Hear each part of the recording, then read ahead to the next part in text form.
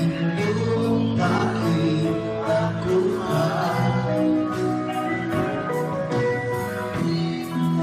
ikaw ay nabilang na nalungkulan ng iba. Sana ngunit ka at ako'y nakalungkot sa'yo. Gawin ka sa puso kong nahihika.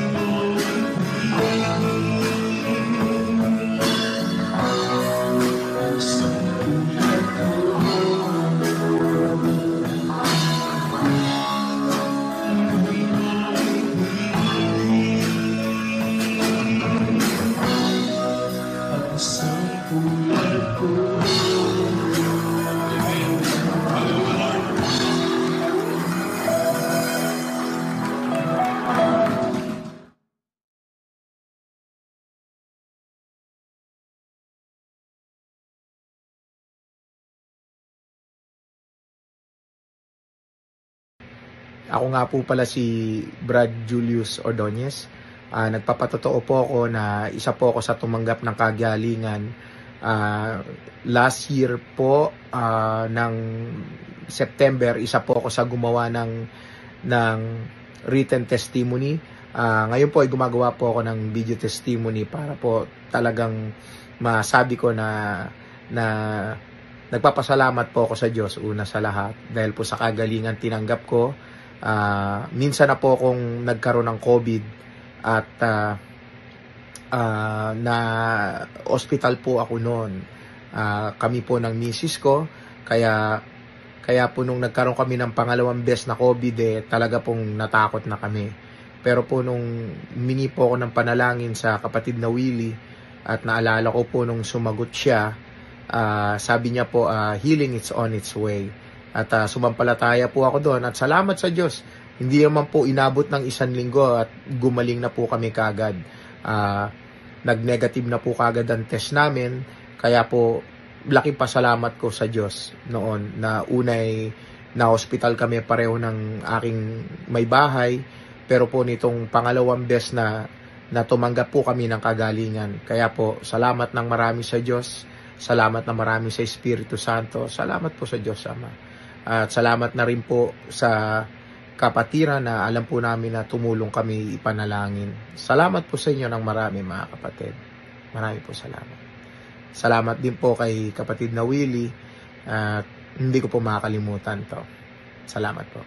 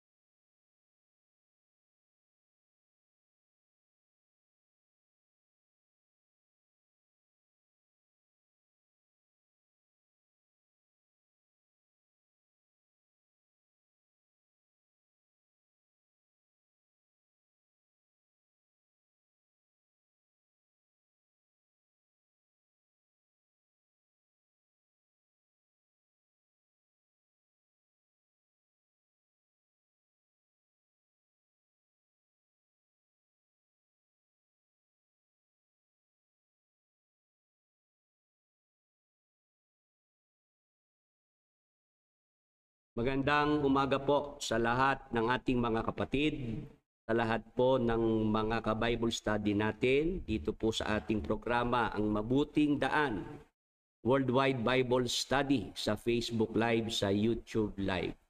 Linggo po ng May 25, 2025. Live po ang ating Bible study sa kalooban ng Panginoong Diyos mula po rito sa lungsod ng Baliwag, sa lalawigan ng Bulacan. Tayo po'y napapanood ng mga ka-Bible study natin dito sa Pilipinas, maging ng mga nasa abroad sa pamamagitan po ng live streaming ng Facebook at ng YouTube.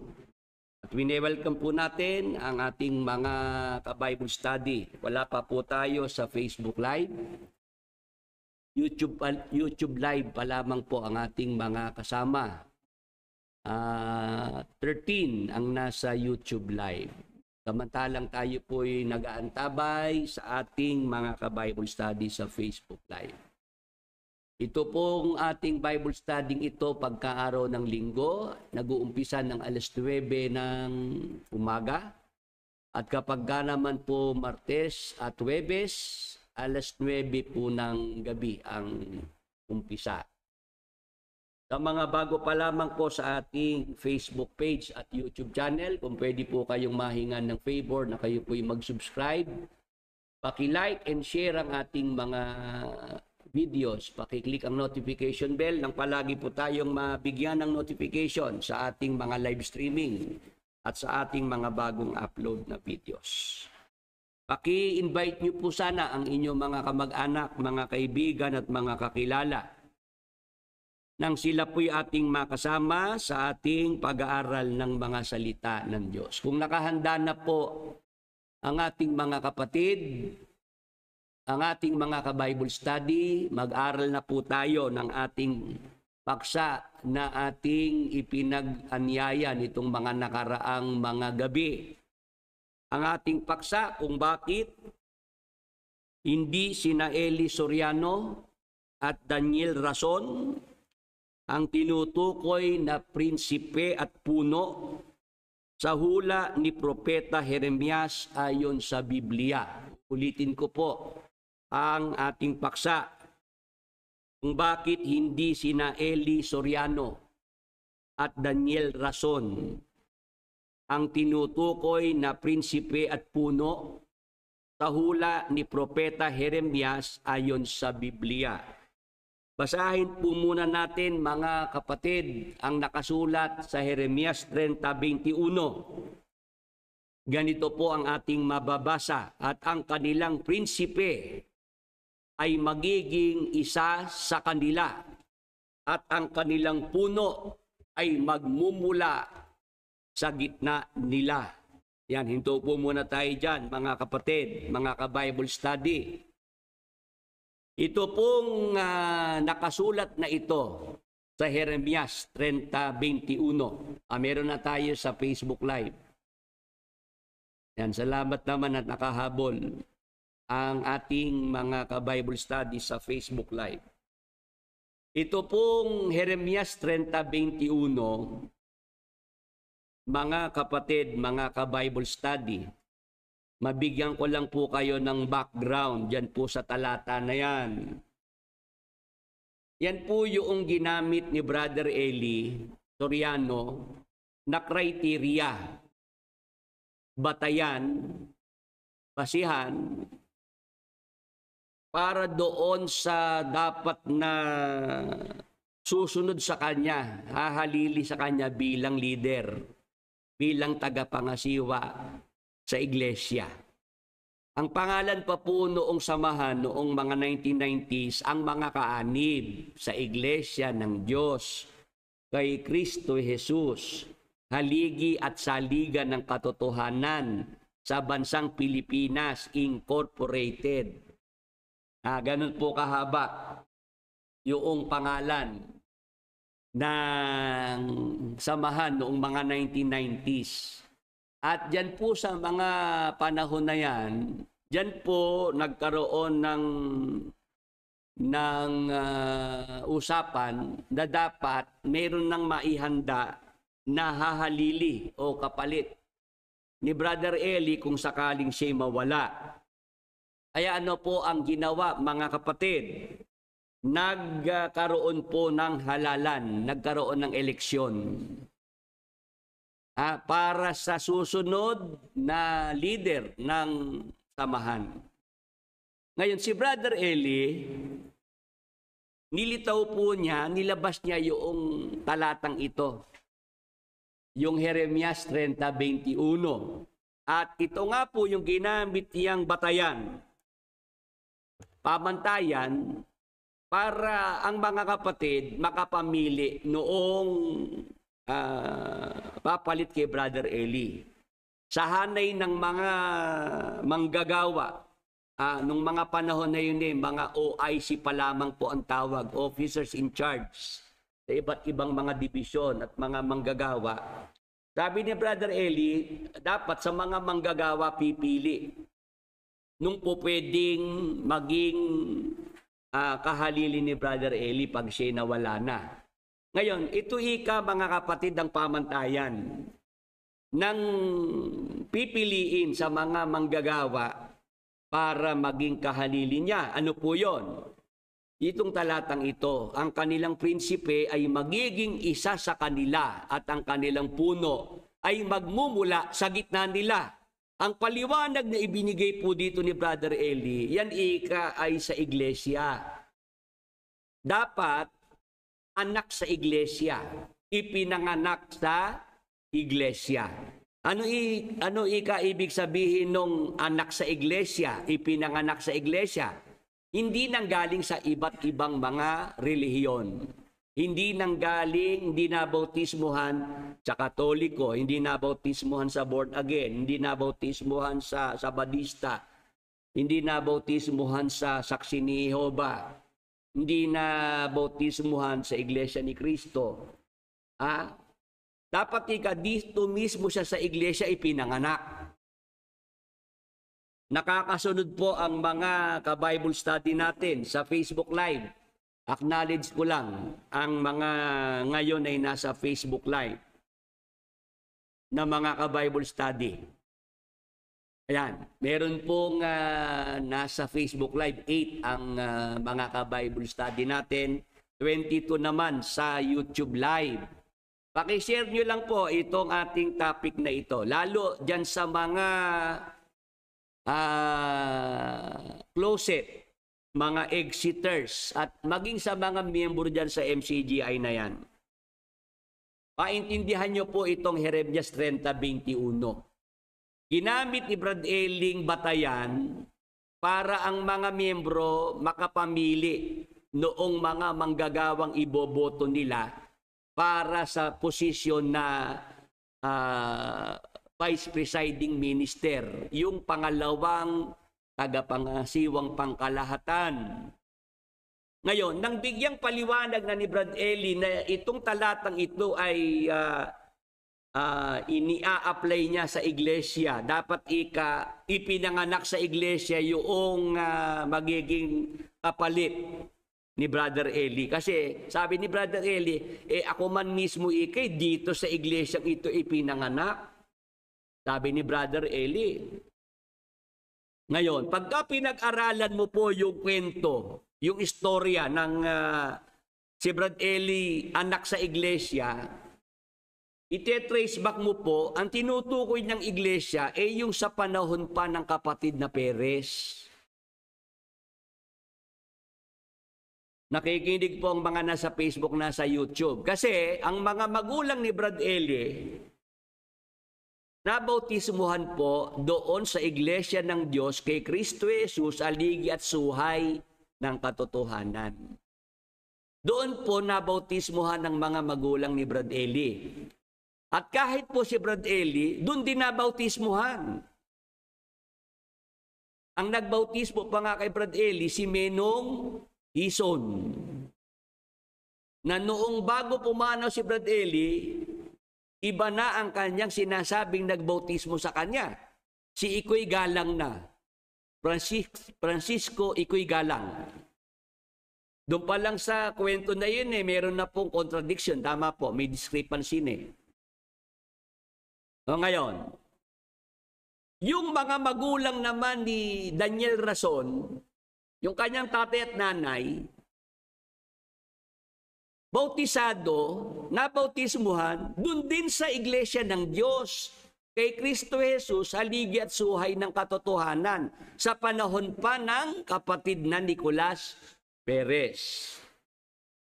Sige po, yung mga nasa Facebook, nasa YouTube, pwede po kayong mag-comment dyan na kung meron kayong mga comment dyan, meron kayong gustong klaruhin, pwede rin naman. Gusto ko lang po ma-establish muna, itong pinagbabatayang talata ni Brad Eli, Jeremias 30:21, ini-a-apply ni Brad Eli sa iglesia. At ito ay lapat sa kanila, sa kanilang magtiyuhin. Kay Brad Eli at dito ngayon kay KDR. Kasi may video si Brad Eli, bago siya pumanaw, sabi niya, may hulang natupad kay Brad Daniel. Nandyan po sa YouTube yon. Pinabasa pa kay Sister Luz. Ayan, ika, natupad kay Brad Daniel yung hula na yan. Kasi dito, ika, sa iglesia ipinanganak si Brad Daniel. Anak siya sa iglesia, hindi ika siya galing sa iba't ibang relihiyon. O ngayon, sa kwento ni Brother Eli, siya rin ni anak sa iglesia. Kaya lang, pag pinag-aralan mo na, yung iglesyang binabangkit ni Brad Eli, yun pa yung sa panahon pa nung kapatid na Perez. Pati ang mga magulang nitong si Daniel Rason, dun din nabautismuhan sa haligit suhay ng katotohanan sa panahon pa ng kapatid na Perez. Ngayon, noong mamatay si kapatid na Perez, humiwalay ngayon itong si Brother Eli. Nagkaroon ng breakaway group. At ito nga po yung ang dating daan. Kilala po sa pangalang ang dating daan nung mga panahong nakaraan. Ngayon, si Brother Eli, sa kanyang sariling grupo na pinangangasiwaan, nakasama ni Brad Eli itong mga magulang ni Daniel Rason. Kasi ang nanay ni Daniel Rason, kapatid na babae ni Brother Eli. Kaya nung si Brad Eli humiwalay sa haligit suhay, kasama niya ito.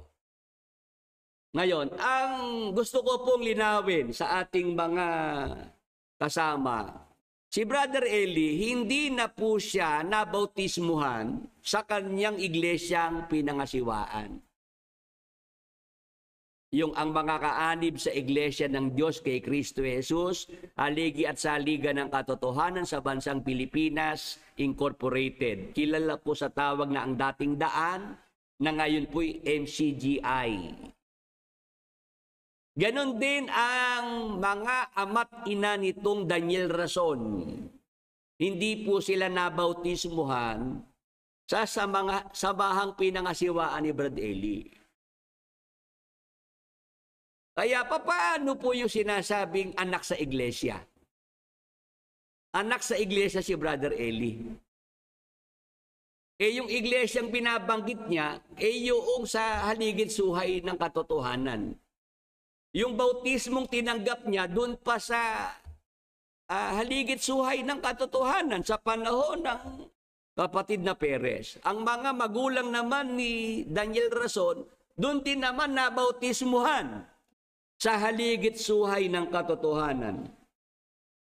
Na later on, si Brad Eli, sinasabi niya, yung iglesia na yon, hindi yun sa Diyos. Hindi yun bayan ng Diyos. Ano yun, Brother Ray? Hindi ko alam kung nakawis si Daniel Pastor. Nabautismuhan si Daniel Rason dito sa haligit saligan na. Dito na siya nabautismuhan.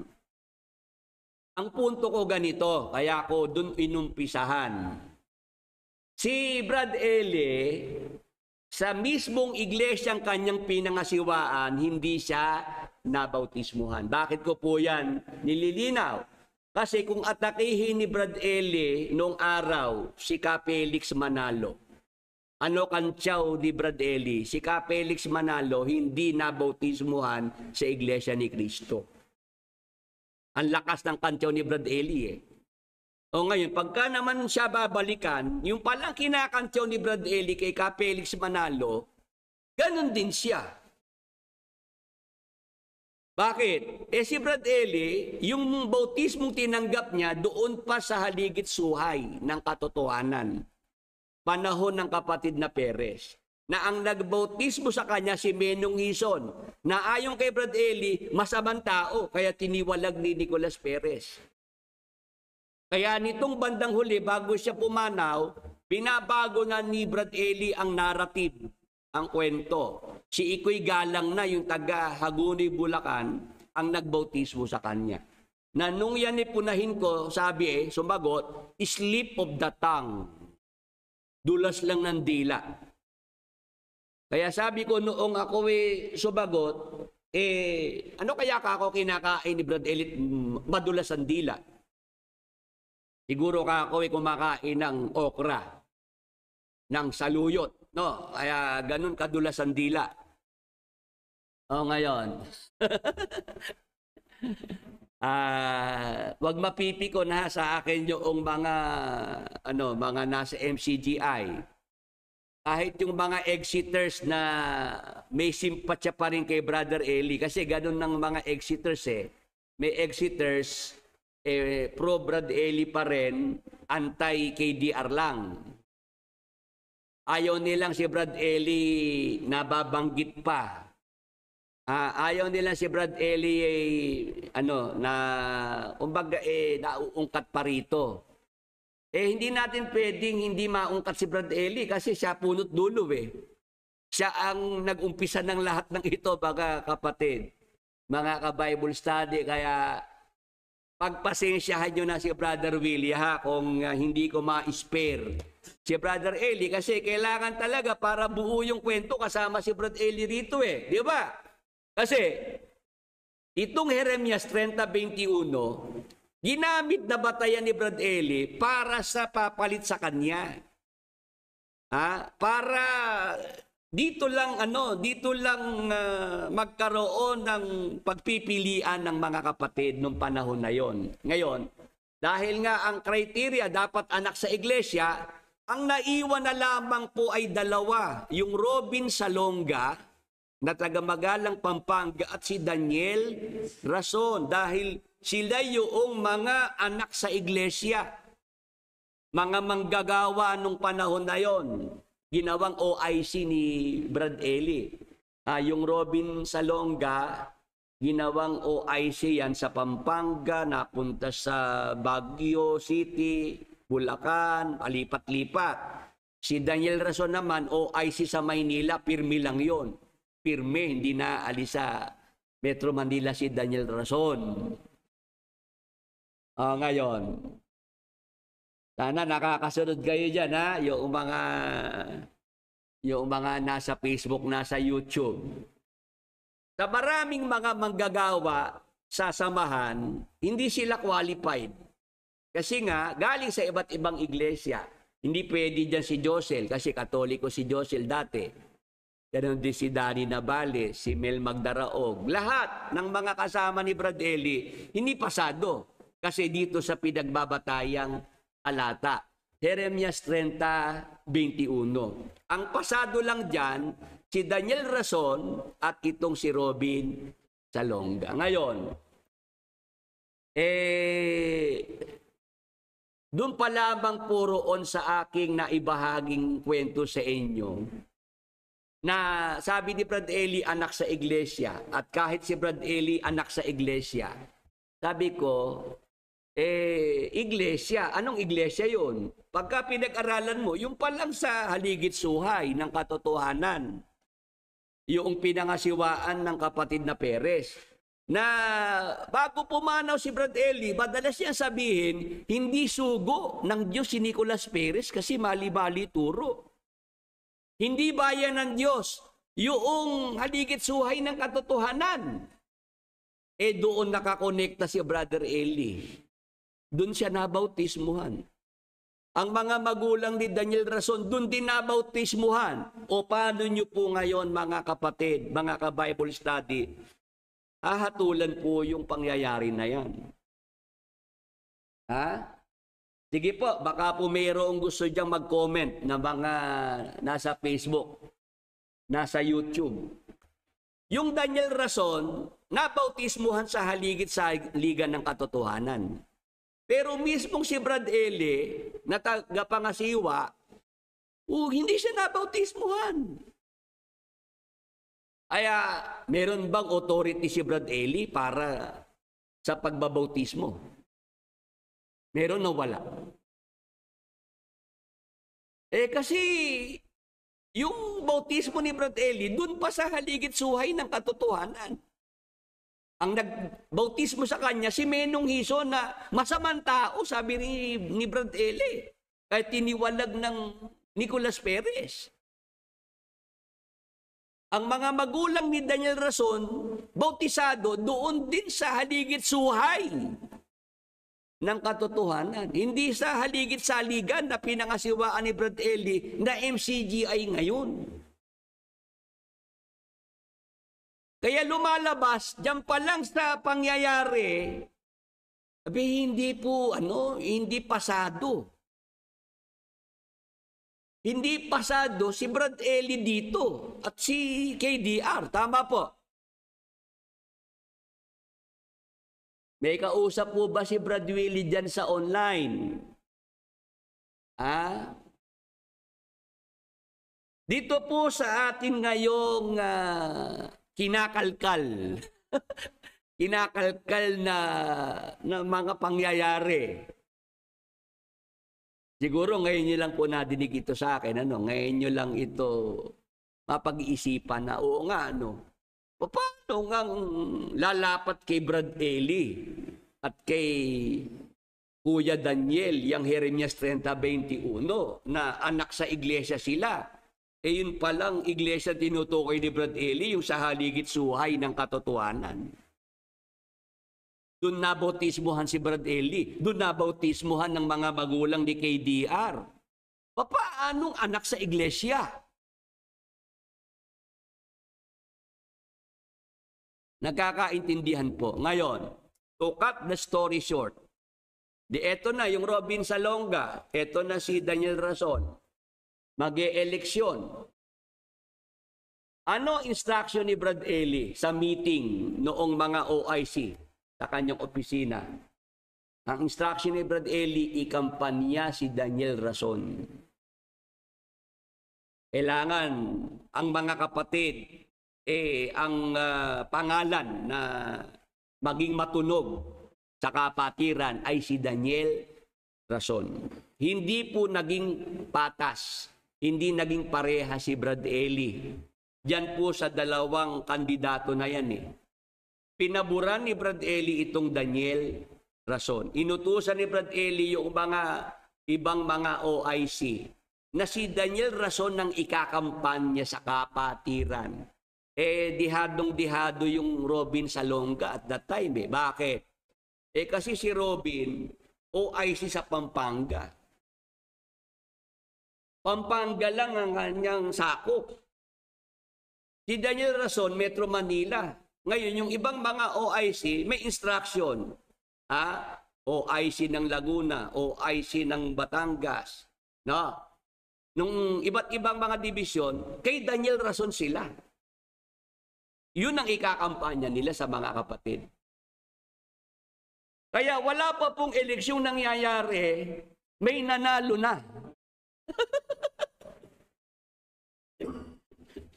Ibig sabihin yung eleksyon, formalidad na lang yun. Kasi binraso na ni Brad Eli yung resulta. Nagkakaintindihan po. Kaya kung meron man sila sinasabing eleksyon, ano lang yan? Kumbaga sa eleksyon noong kay Aguinaldo at Bonifacio. Hindi po malinis Hindi malinis yung naging eleksyon na yan Ganon ang aking dyan. Nakita kasi nandyan ako noong mga panahon na yon. kasama po ako ni Brad Eli.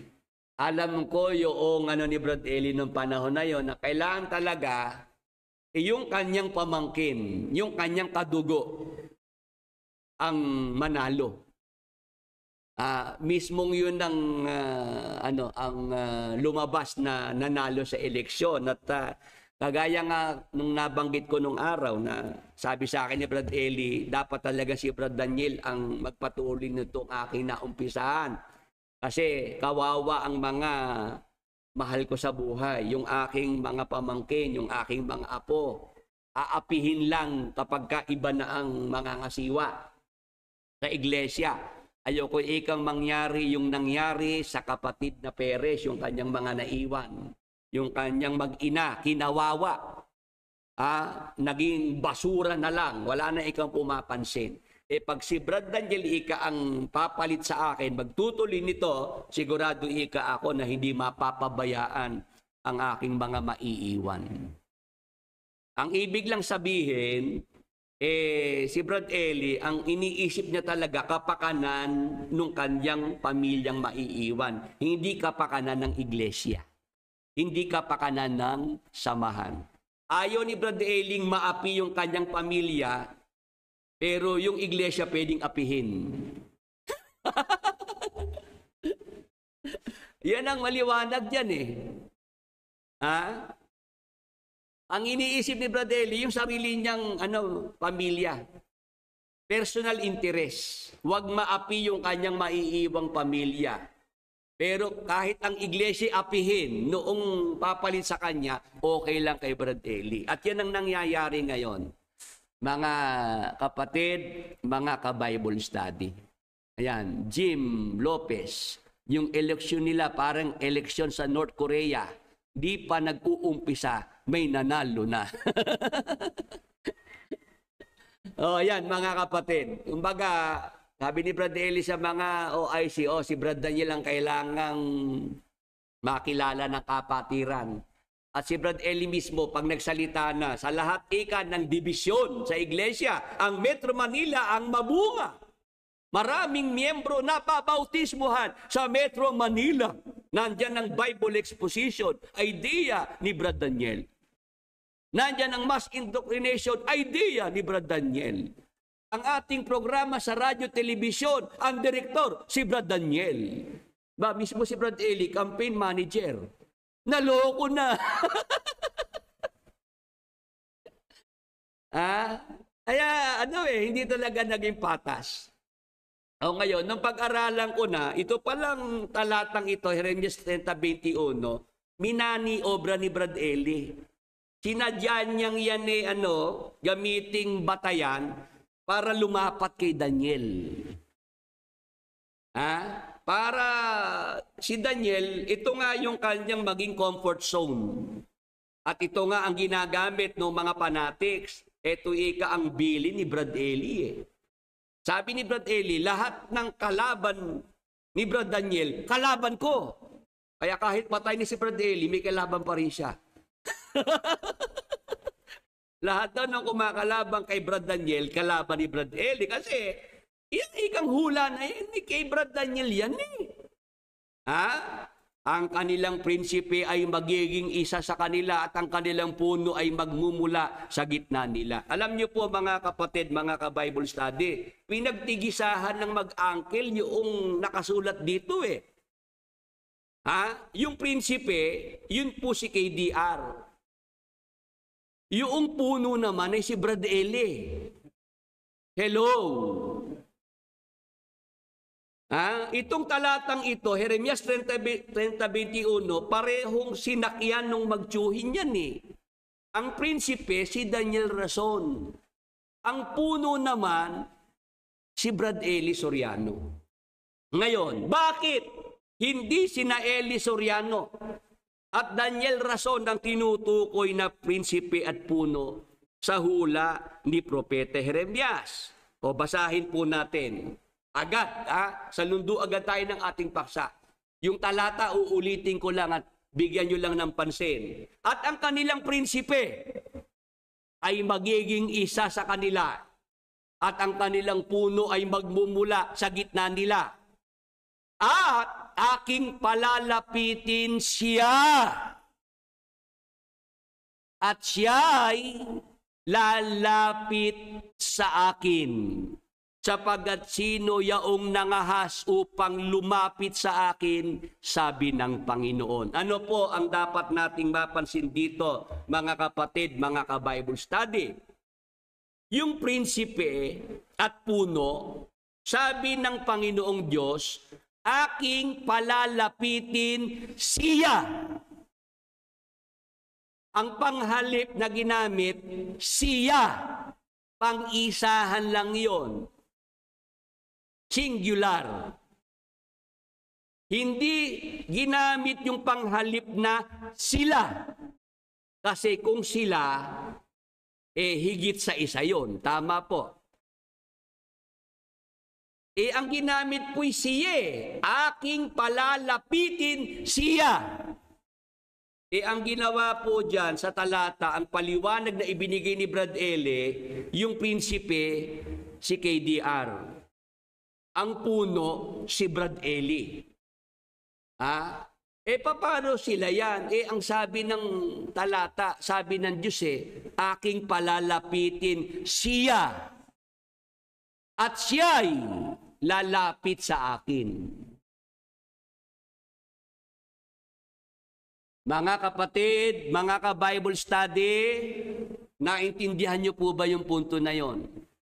Sana si Sister Luz nanonood sa akin kasi teacher yun Naging principal pa. Alam naman ni Sister Luz yung panghalip, pronoun. Ang sabi po, siya, yung prinsipe at puno, ang panghalip na ginamit, siya. Singular lang yon. Hindi plural. Kaya papaanong si Brad Eli at si KD Arian? Nagkakaintindihan po. Sabi po sa hula, at ang kanilang prinsipe ay magiging isa sa kanila at ang kanilang puno ay magmumula sa gitna nila. At aking palalapitin siya at siya'y lalapit sa akin. Sapagat sino yaong nangahas upang lumapit sa akin, sabi ng Panginoon. Ngayon, ang ating tanong, kung hindi si Brad Eli at KDR, hindi si Eli Soriano at hindi si Daniel Rason, ang prinsipe at puno, ayon sa Biblia, sino yun? Letrahan natin, basa sa Gawa 5:30-31, ito po yung prinsipe, unahin natin. Ibinangon ng Diyos ng ating mga magulang si Jesus. Nagsasalita ang Apostol Pedro, kausap niya yung mga kalahi niya. Ibinangon ng Diyos ng ating mga magulang si Jesus na siya ninyong pinatay na ibinitin sa isang punong kahoy. Siya ay pinadakila ng Diyos ng kanyang kanang kamay upang maging prinsipe at tagapagligtas, upang magbigay ng pagsisisi sa Israel at kapatawaran ng mga kasalanan. Mga kapatid, mga ka-Bible study, yung binabanggit sa hula ng propeta Jeremias na prinsipe, sino po yung prinsipe? Mga kapatid, mga ka-Bible study. Diba? Ang sabi ang kanilang prinsipe, magiging isa sa kanila. Sino po yung prinsipe? Ayon po sa Biblia, ayon kay Apostol Pedro, ang prinsipe, sa Israel po ito, sa Israel. Ang prinsipe, sino? Si Jesus Christ. Amen. Mag-amen naman po yung mga nasa Facebook, nasa YouTube na sumasang-ayon. Yung Jeremias 30:21, hula sa Israel yan. Nakapatungkol kay Jesus Christ bilang prinsipe. Hindi hula para sa iglesia. Alimuom lang ni Brad Eli yun, alimuom lang. Bunga lang ng malikot na pag-iisip. Yung kay Brad Eli na yon na yan kay hula para sa iglesia. Hindi ho pwedeng sa iglesia yan, sa Israel yan. Yung tinutukoy na prinsipe sa Israel, si Jesus Christ yun at wala ng iba. Amen. Praise the Lord. Hallelujah. Si Jesus Christ yung prinsipe, sukat ba namang ang ibigay na paliwanag ni Brad Eli, si Daniel Rason yun? O tapos, yun namang puno, si Brad Eli naman daw yun. Pinagtigisahan nga eh. Kung si Jesus Christ ang prinsipe, yung puno, si Jesus Christ din. Amen. Sabi nga, aking palalapitin siya. Yung prinsipe at puno, same person lang yon. Kaya kung si Jesus Christ ang prinsipe, si Jesus Christ rin ang puno sa Israel. O basahin natin. Sa Mika 5:2, magandang balita, Biblia. Sinabi ni Yahweh, ngunit ikaw Bethlehem Ephrata, bagamat pinakamaliit ka sa mga angkan ng Huda, ay magbumula sa iyong angkan ang isang mamumuno sa Israel. Ang kanyang pinagbulan ay buhat pa noong unang panahon pa. O sino po yung puno na hinuhula ang mamumuno sa Israel? O ito pong sinasabi sa aklat ng propeta Mikas. Ang sabi po rito, bagamat ngunit ikaw Bethlehem Ephrata, bagamat pinakamaliit ka sa mga angkan ng Huda, ay magmumula sa iyong angkan ang isang mamumuno sa Israel. Yung hula na yan sa aklat ng propeta Mikas, sino po kinatuparan yan? Na yung mamumuno sa Israel, magmumula doon sa Bethlehem. O basahin natin. Sa Mateo 2:4-6, ito po nakasulat. Kaya tinipon niya ang lahat ng mga punong pari at mga tagapagturo ng kautusan. At sila tinanong, saan ba isisilang ang Kristo? Tanong ni Haring Herodes. Sa mga punong pari at mga tagapagturo. Saan ba isisilang ang Kristo? Ano po sagot? Tuloy. Tumugon sila, sa Bethlehem po, sapagkat ganito po ang isinulat ng propeta. Ikaw, Bethlehem, sa lupain ng Huda, ay hindi pinakahamak sa mga pangunahing bayan ng Huda, sapagkat sa iyo magmumula ang isang pinuno na mamamahala sa aking bayang Israel. Mga kapatid, mga ka-Bible study, pinapatunayan po sa atin na ang hinuhulaan na mamumuno, puno sa Israel, sino po yon? Si Jesus Christ. Ang ating Panginoong Hesukristo po iyon. Kaya, yung kay Brad Eli na yon na binibigay niyang paliwanag sa Jeremias 30:21 para sa kanila nung pamangkin niya, ang prinsipe ay si Daniel Rason at ang puno ay si Brother Eli Soriano. Ano po yun? Masama po yun. Bakit? Para kay Jesus Christ yun eh. Masama po na ikaw ay kukuha ng hindi naman para sa iyo. Tama po. Ang tawag doon ay pagnanakaw. Tama po ba? Pag kinukuha mo ang hindi naman para sa iyo, pagnanakaw yun. Kaya pasensya na po yung mga nasa MCGI. Mga fanatics kay Brad Eli, mga exiter sa MCGI na fanatic pa rin kay Brad Eli, pagpasensyahan niyo si Brother Willie. Kasi hindi pwedeng hindi ko po sasabihin ito. Ako po, ang panata ko, magsabi ng totoo. Sabihin ng totoo. Kahit sino patamaan. Si Brother Eli po, isang panahon nagkasama kami. Nagturingan kami ng maayos. Nirespeto ko bilang tatay, bilang tagapagturo. Huwag niyo akong mapagkamalian na lapastangan ako kay Brad Eli. Tingnan niyo, tawag ko Brad Eli pa rin. Tama po.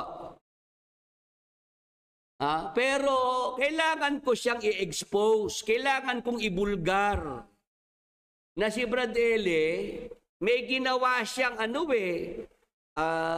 kumbaga binaluktot niya ito Pinilipit niya yung talata para pumabor sa kanya at kay Daniel Rason. Kasi dito sila kumukuha ng kahalalan bilang sugo. Kaya ang mga miyembro ay napasunod nila kasi may hulang natupad kay Brad Daniel, may hulang natupad. Iba na ito sa video, para yung mga miyembro makondisyon ng isip na yung palang kanilang mga leader hinulaan sa Biblia. Alam niyo po, pag binasa niyo ang Bible, mga kapatid, ang maraming hula dyan para kay Jesus Christ. Majority na mga prophecies para sa Panginoong Hesukristo. Kaya dapat nating maintindihan na pag binasa natin ng Jeremias 30:21, may hinuhula ang prinsipe at puno sa bayang Israel yan. Ang katuparan po ay ang ating Panginoong Hesukristo. Ngayon, kailan po ang katuparan? Nitong hula sa propeta Jeremias na yung prinsipe at puno, sabi ng Diyos, aking palalapitin siya at siya'y lalapit sa akin. Kailan po mangyayari yan, mga kapatid, mga ka-Bible study? Basahin natin ng Jeremias 30:7. Ay, sapagkat ang araw na yaon ay dakila, na anupat walang gaya niyaon. Siya ngang panahon ng kabagabagan ng Jacob, ngunit siya'y maliligtas doon. Mga kapatid, mga ka-Bible study, may binabanggit po rito sa hula ng propeta Jeremias na araw na dakila, walang kagaya. Ano po yung araw na dakila na yun na walang kagaya? Siya ngang panahon ng kabagabagan ng Jacob. Yung Jacob, yan ang Israel. Meron palang araw na dakila, walang kagaya para po sa Israel. Ano po yun? Panahon ng kabagabagan ng Jacob. Jacob's trouble. In other words, yun po ang Great Tribulation. Malaking kapighatian. Ano po sinasabi sa hula? Darating po yan, yung Jacob's trouble. Panahon ng kabagabagan ng Jacob, araw na dakila at walang kagaya. Ngayon, ano po ang mangyayari pag nandyan na po yang malaking kapighatian na yan? Yan po ay nangyayari na at dumating na po sa kanyang katapusan. Kasi si Jesus Christ, babalik po siya, ang ating Panginoong Hesukristo, para tapusin ang malaking kapighatian. Ngayon, sa pagtatapos ng malaking kapighatian, ano po ang mangyayari? Talatang 19. At mula sa kanila magmumula ang pagpapasalamat at ang tinig ng nagsasaya.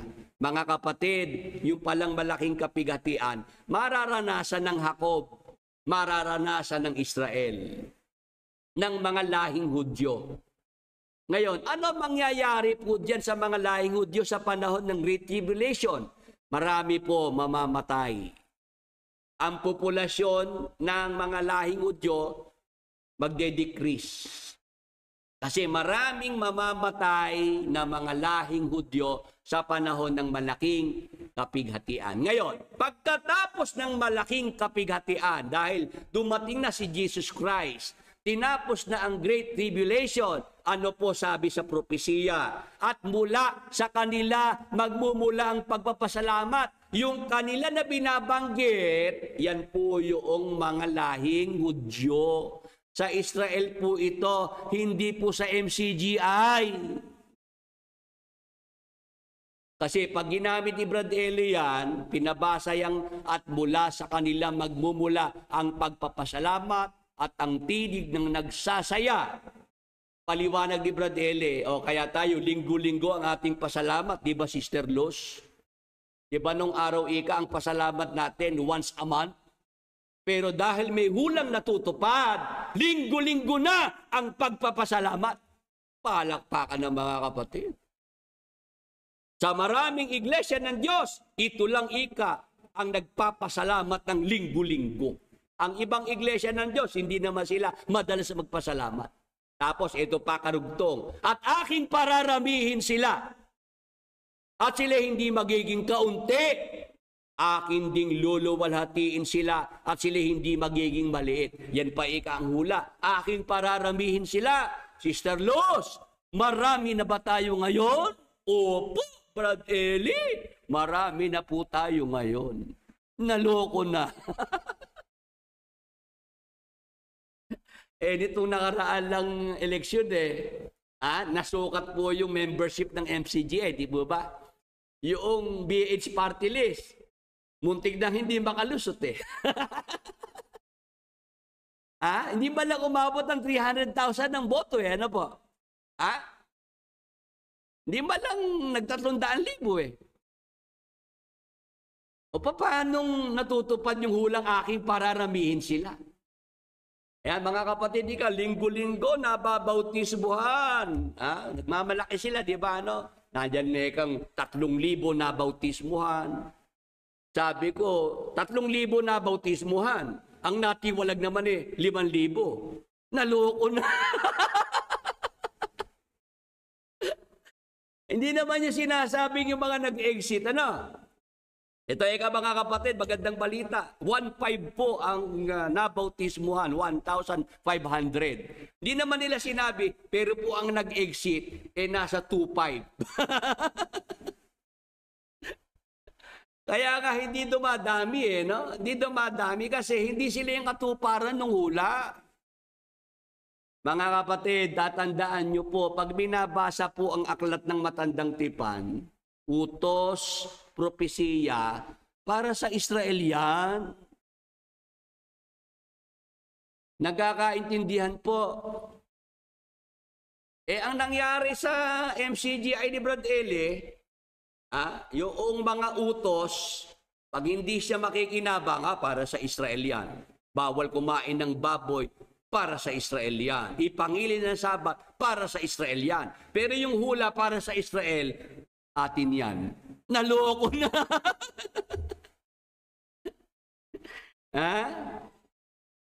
Yung sinabi na aking pararamihin sila, pangako ng Diyos yan talaga sa Israel. Bakit?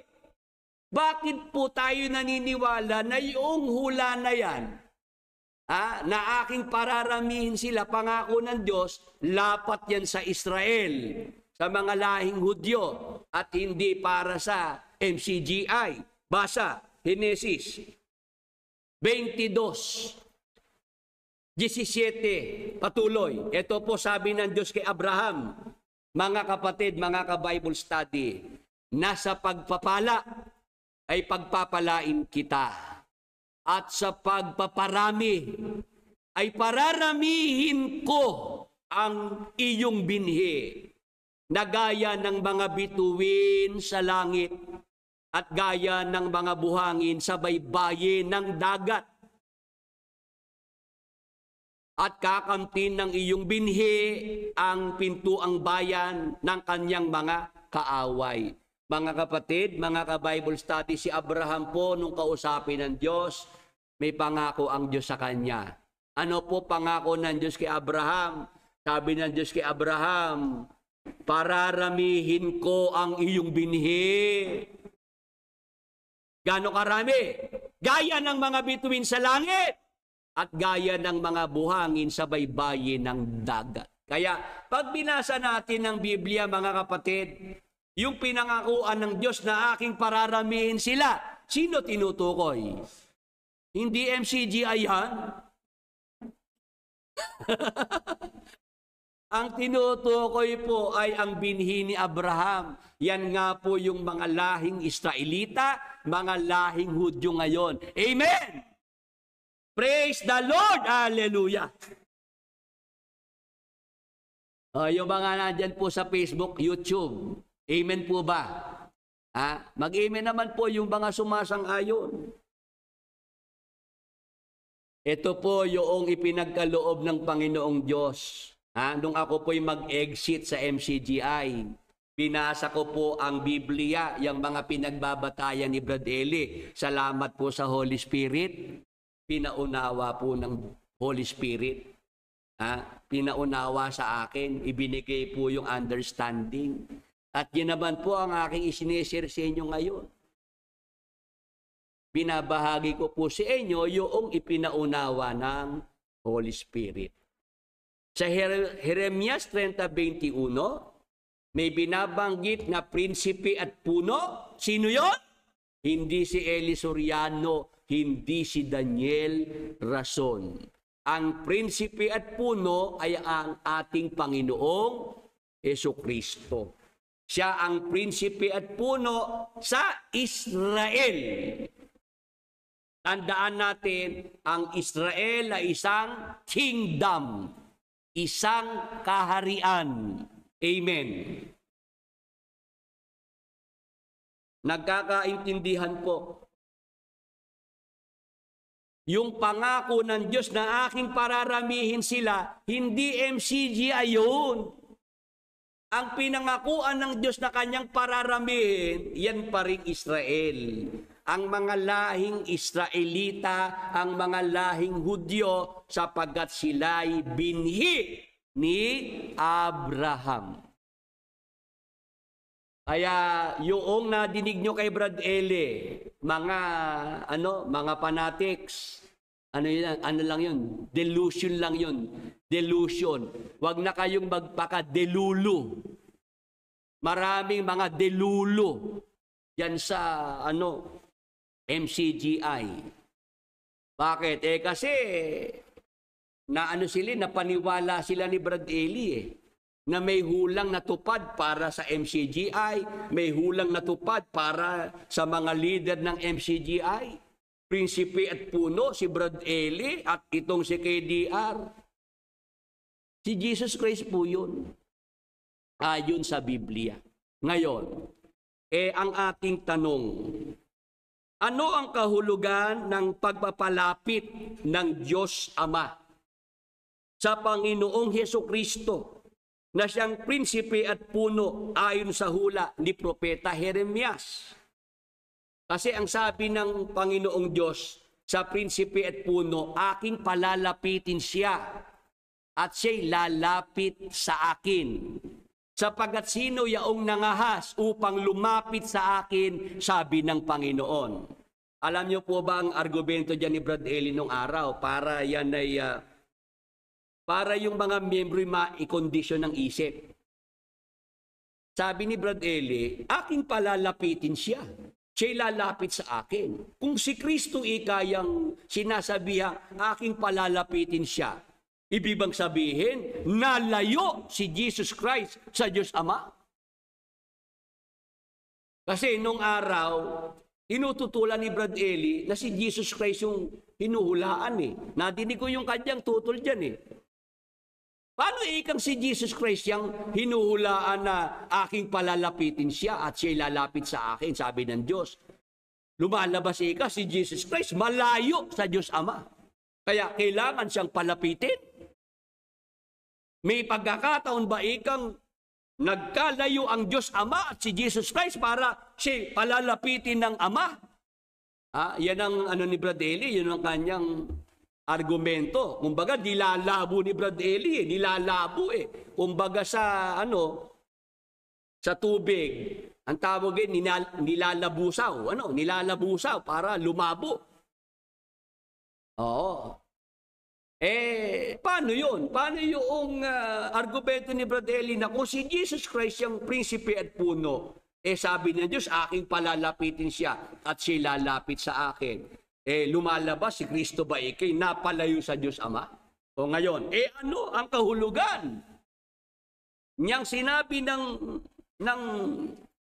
Diyos Ama na aking palalapitin siya at siya lalapit sa akin kung ang prinsipe at puno na hinuhulaan ay ang ating Panginoong Jesucristo. Yan ang ating itutuloy next Sunday. June 1. Mainit na po kasi panahon kaya sabi ko hindi ko na po papaabutin pa ng 11 itong ating Bible study pagka umaga. Kasi iniisip din po natin yung mga kapatid, lalo yung mga may edad, yung mga matatanda, dahil sobrang init po ang panahon. Sabi ko, sige, kung kaya naman na yung oras bawasan na para hindi naman masyadong mahirapan sa pakikinig ang mga may edad, yung mga matatanda nating mga kasama. Ayan ang ating itutuloy next Sunday, June 1. Ano yung ibig sabihin ng aking palalapitin siya at siya lalapit sa akin? Kahulugan yun. Hindi lang naunawaan ni Brad Eli, nakamatayan niya. Kaya ang naging paniniwala ni Brad Eli, imposibleng si Jesus Christ yan. Kasi kailan napalayo si Jesus Christ sa Diyos Ama? Para ikasabihan si Jesus Christ, aking palalapitin siya at siya lalapit sa akin. Next Sunday na lang po natin ituloy itong ating paksang ito at wag po kayong mawawala, wag po kayong bibitiw, mga kapatid, mga ka-Bible study. Sige po, bigyan na po natin ng pagkakataon ng inyong mga prayer requests. Pakibigay po ang pangalan ng tao na may sakit, kung ano po sakit karamdaman ng tao, para po maidulog natin, mailapit sa Panginoon, sila po ay tumanggap ng kagalingan para sa kanilang mga sakit at mga karamdaman. Basahin ko lang po yung mga comment ng mga narito habang wala pa yung mga prayer request. Mariette Joanna Jane, tapos na dito sa Japan, nakakolekta na. Sabi ko sa inyo, wag na kayo magbibigay yung kawawa ka kayo mga taga-Japan, para ka ako mayroong malakas na lindol na mangyayari, tsunami, bagyo, kalamidad, kasi uubusin kayo niyan, sisimutin kayo niyan. Simuteo tawag dyan, Simuteo. Ayan. Salamat po dyan sa mga nakasama natin ngayong umaga. Itutuloy po natin ang ating paksa, hindi pa po tapos, Sige po, ang ating mga prayer requests para po dito kay Delwin Balcos na may colon cancer, pag-pray po natin siya. Sa pangalan ni Jesus at sa dugo ni Jesus, colon cancer, inuutusang mawala sa katawan ni Delwin Balcos. Sa dugo ni Jesus, pinapatay ang lahat ng cancer cells. Sa katawan ni Delwin Balcos, sa dugo ni Jesus, ipagkaloob ang kagalingan. Be healed in Jesus' mighty name. Thank you, Lord Jesus Christ. Amen. Kay Mirna Lagrosa na may psoriasis, sige po, sa pangalan ni Jesus, psoriasis, inuutusang mawala sa katawan ni Mirna Lagrosa. Sa dugo ni Jesus, kagalingan na ipagkaloob sa buong katawan ni Mirna Lagrosa. Be healed in Jesus' mighty name. Thank you, Lord Jesus Christ. Amen. Pag-pray natin po si Brad Edwin Santiago para po sa mga baradong ugat ng kanyang puso. Sige po, sa pangalan ni Jesus, sa dugo ni Jesus. Baradong ugat sa puso ay inuutusang mawala sa katawan ni Brother Edwin Santiago. Sa dugo ni Jesus, ipagkaloob ang kagalingan sa puso ni Brother Edwin Santiago. Be healed in Jesus' mighty name. Thank you, Lord Jesus Christ. Amen. Para kay Brother Francis Santiago naman po, yung kanyang cardiomegaly at pamamanhid ng mga kamay. Pag-pray po natin siya. Sa pangalan ni Jesus, sa dugo ni Jesus, cardiomegaly, pamamanhid ng mga kamay, inuutusang mawala kay Brother Francis Santiago. Sa dugo ni Jesus, ipagkaloob ang kagalingan sa puso at sa mga kamay ni Brother Francis Santiago. Be healed in Jesus' mighty name. Thank you, Lord Jesus Christ. Amen. Para kay Judith Teus Ribo, blood cancer. Sige po, pray po natin siya. Sa pangalan ni Jesus, sa dugo ni Jesus, blood cancer, inuutusang mawala. Kay Judith Teus Ribo, sa dugo ni Jesus, pinapatay ang lahat ng cancer cell sa kanyang katawan. Sa dugo ni Jesus, ipagkaloob ang kagalingan sa buong katawan ni Judith Teus Ribo. Be healed in Jesus' mighty name. Thank you, Lord Jesus Christ. Amen. Meron po ritong prayer request kay Daryl Cruz. Rheumatoid arthritis sa kanang kamay. Sige po, sa pangalan ni Jesus, sa dugo ni Jesus. Rheumatoid arthritis, pamamaga ng kanang kamay, inuutusang mawala kay Brother Daryl Cruz. Sa dugo ni Jesus, ipagkaloob ang kagalingan sa kanang kamay, sa buong katawan ni Brother Daryl Cruz. Be healed in Jesus' mighty name. Thank you, Lord Jesus Christ. Amen. Sige po, yung ating mga ka-Bible study sa Facebook at YouTube, sumabay po kayo sa ating pagtataas ng kanang kamay. Utusan po natin ang mga sakit karamdaman na nasa ating mga katawan, sa ating mga mahal sa buhay. Kayo na po ang magsabi kung ano pong mga sakit karamdaman yan, mga kapatid, mga ka-Bible study. Sige po, sa pangalan ni Jesus at sa dugo ni Jesus, inuutusang umalis at mawala sa ating mga katawan, sa ating mga mahal sa buhay, anumang sakit, anumang karamdaman. Sa pangalan ni Jesus, sa dugo ni Jesus, ipagkaloob sa ating mga katawan, sa ating mga mahal sa buhay, kagalingan, kasiglahan, at kalakasan. Be healed and be restored in Jesus' mighty name. Thank you, Lord Jesus Christ. Amen. Sa mga sumabay po sa ating commanding prayer, sa mga prayer request na binigyan ng pagkakataon sa programa, kumusta po kayo mga kapatid, mga ka-Bible study? Kayo po ba'y tumanggap ng kagalingan mula sa Panginoong Hesus? Gradual healing po ba or instant healing? Ipagpasalamat po natin sa Panginoong Hesus. Gawa po tayo ng short video testimony. Umahabol po pala itong si Sister Ninita Chuya para sa ibinebentang property. Sige po, sa pangalan ni Jesus, sa dugo ni Jesus, inaalis ang mga hadlang sa gabal sa pagbebenta ng mga property ni Sister Ninita Chuya. Sa pangalan ni Jesus, sa dugo ni Jesus, ipagkaloob ang sure buyer na bibili ng kanyang mga ipinagbibiling property upang siya'y makabayad sa kanyang pagkakautang sa lalong madaling panahon. In Jesus' mighty name. Thank you, Lord Jesus Christ. Amen. Sige po yung ating mga ka-Bible study na tumanggap ng kagalingan, answered prayer, gawa lang po tayo ng video testimony para magpasalamat sa ating Panginoong Jesucristo. Hanggang dito po ang ating pag-aaral ng mga salita ng Diyos. At kung loloobin ng Diyos ay ating maipagpatuloy next Sunday, June 1, ang unang araw ng buwan ng Unyo. Talagang mabilis ang panahon. Nangangalahati na po ang taon. Magkita-kita tayo, magkarinigan kung loloobin ng Diyos sa June 1 para po sa pagpapatuloy po ng ating paksa na pinag-aaralan. Inaanyayahan ko po ang ating mga kapatid, mga ka-Bible study para sa isang panalangin ng pagpapasalamat sa Panginoong Diyos. Tayo po'y manalangin.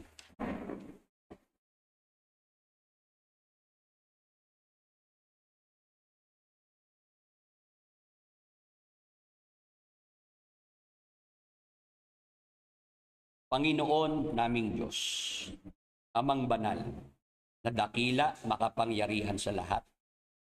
Sa pangalan ng aming Panginoong Hesukristo, sa kapangyarihan ng Espiritu Santo. Sa dugo ni Jesus, Ama, tanggapin mo po ang aming taus-pusong pasasalamat. Salamat, Ama, sa iyong kabutihan, sa iyong pagmamahal sa bawat isa sa amin. Salamat po sa mabuting pagkakataong ipinagkaloob mo upang sa araw na ito, sa umagang ito, minsan pa kami makapag-aral at matuto ng iyong mga banal na salita. Ama, salamat po sa patuloy mo pong pagpapaunawa sa amin ng iyong banal na kalooban.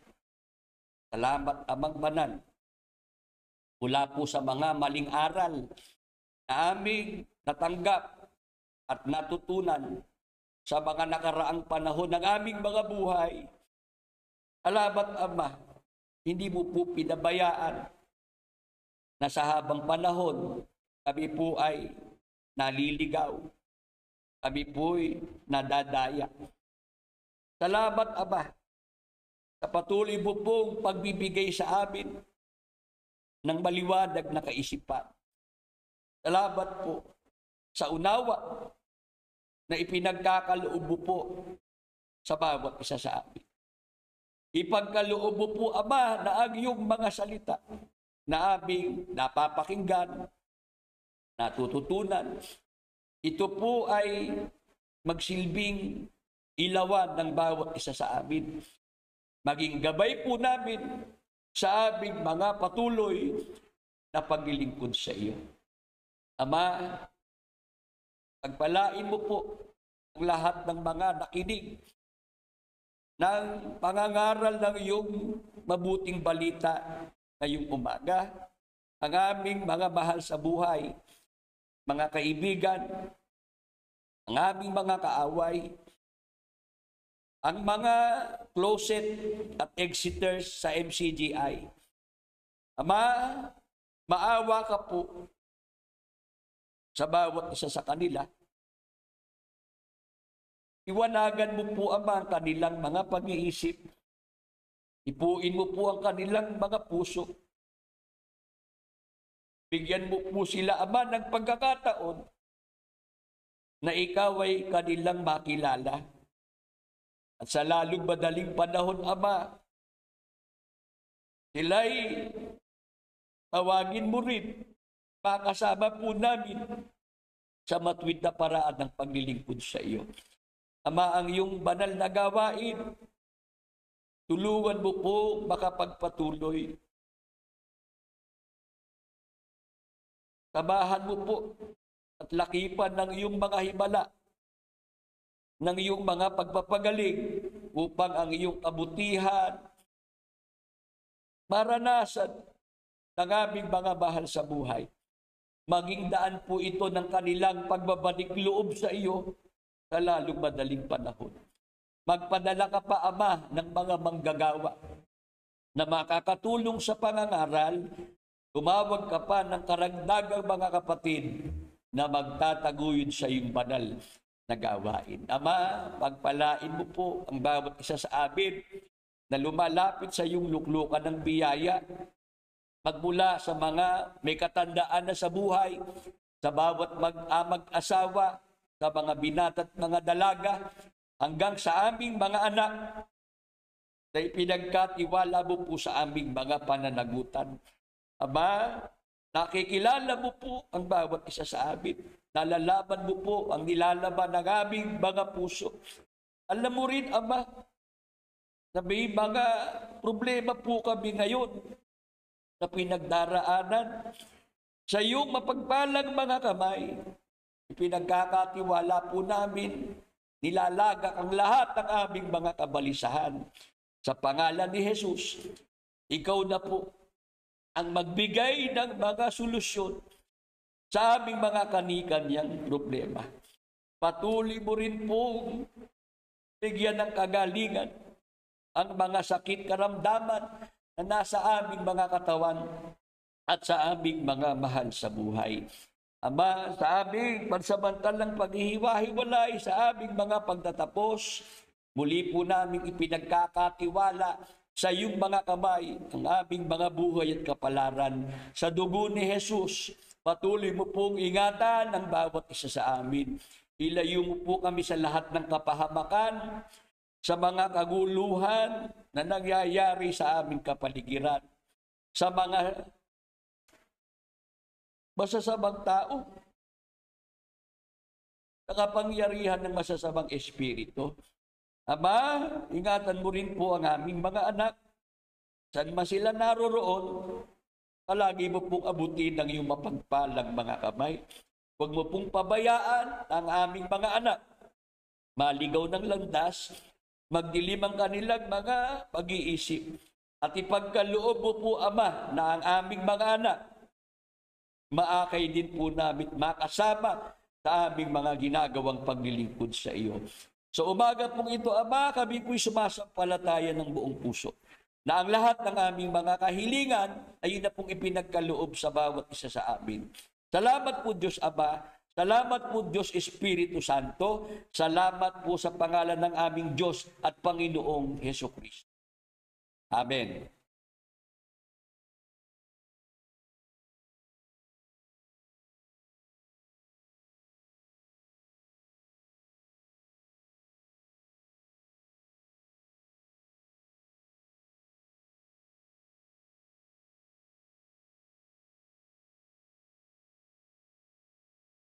Marami pong salamat sa lahat ng ating mga kapatid, sa lahat ng mga ka-Bible study natin na nakasama natin ngayong umaga.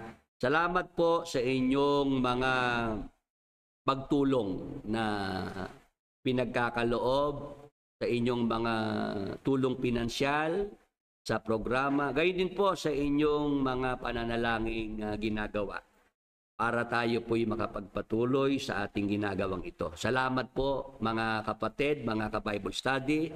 Patuloy po kayong pagpalain ng ating Panginoon. Patuloy din po kayong ingatan ng Panginoon at ang inyong mga mahal sa buhay.